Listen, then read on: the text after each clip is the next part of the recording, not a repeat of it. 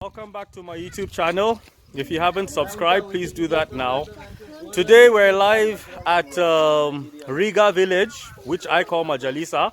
It's actually my return. So I hope you enjoy the video. Ciao. Hashim, morning. Kudu, how are you doing, brother? I'm great. I think let's just start moving because we have to travel along up on the hill. So let's just try to keep going, Sure. and let's see what we find upstairs. All right, let's go.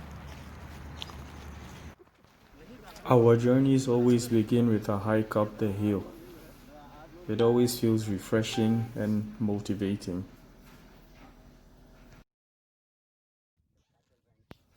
So after a long climb, we arrive at Riga village. I call it Majalisa because I was here 2 years ago when I was on a solo hike. So I just came across the village, and while asking them the name, we all just agreed to call it Majalisa. It feels good to be here.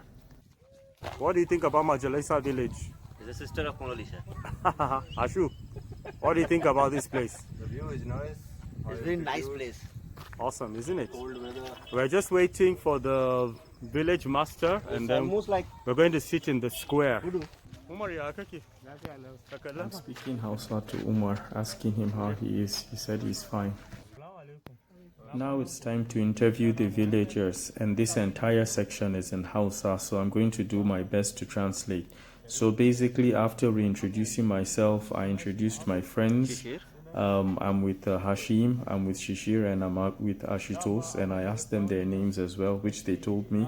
So I just reminded them about the time I came to this village 2 years ago, and I met a couple of their other villagers, and I promised them that I was going to come back because of how much I really liked the village. So I told them that the pictures I took, I showed them to my friends, and immediately they saw the pictures. They wanted to come over to the village as well.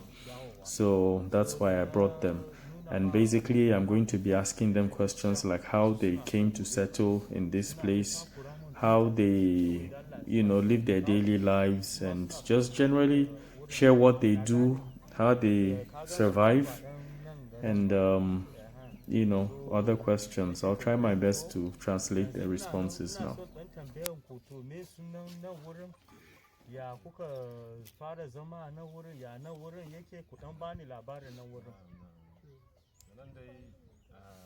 So he's just informing me that they've lived in this village for over 30 years, and that when they got here it was a total bush. There was no trail, there was no road, there was no structure, no buildings, nothing at all. They were the ones that had to clear the pathway to come and build this village with their bare hands. And I asked them where they were coming from. He said most of them are coming from Bauchi, Plateau, and Kaduna State.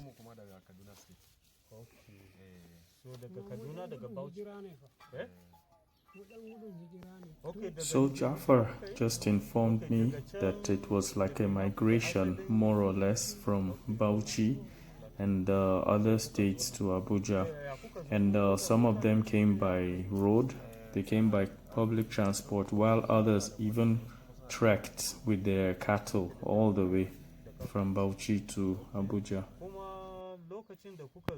So I asked them, how did they identify this place? And they explained to me when they got to Abuja, they met with the leader of this land, like something like an emir kind of, and he was the one that allocated the land to them. He told them if it was okay for them, they just need to clear it and settle. So that was what happened. And then I asked them, where is the emir right now? And they said he's in Pape village, very nearby.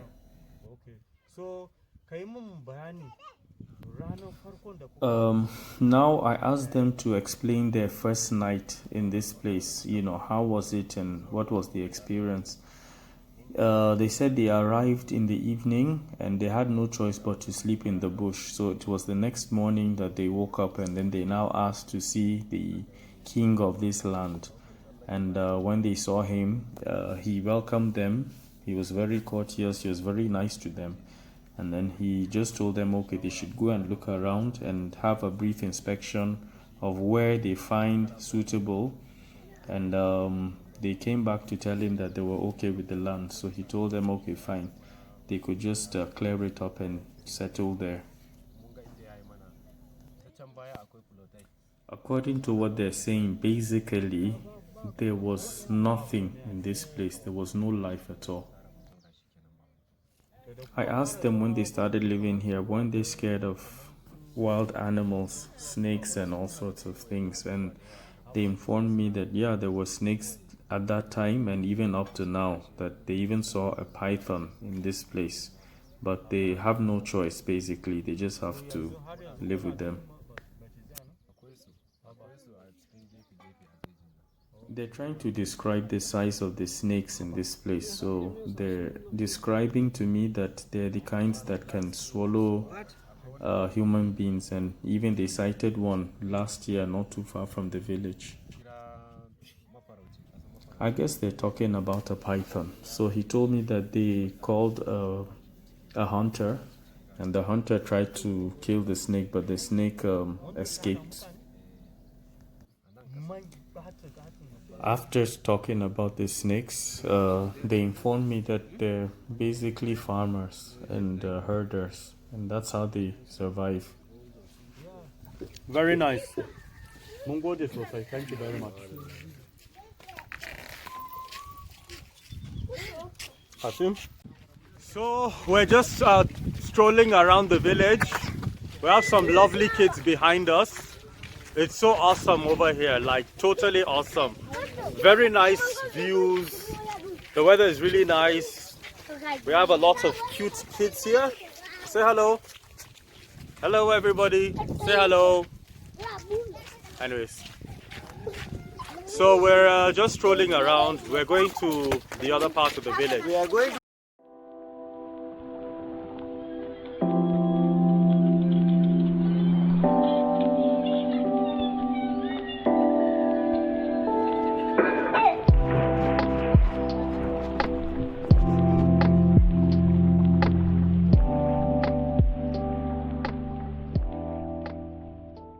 now. It's better we are going outing on Sunday.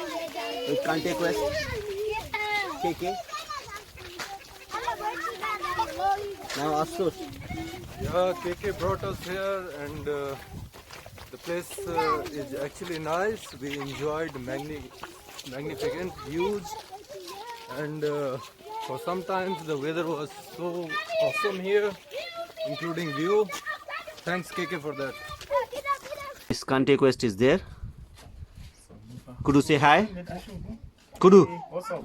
Ah, What's up? you're sitting on the boss chair. Yes. So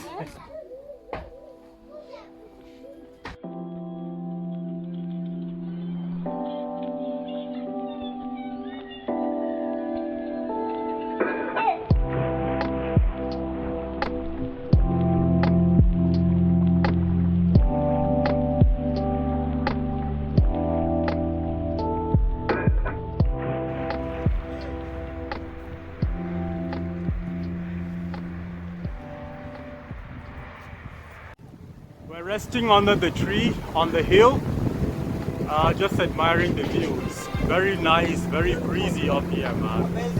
It's amazing. So our trip has come to an end. Hope you enjoyed the video and see you next time. Thanks.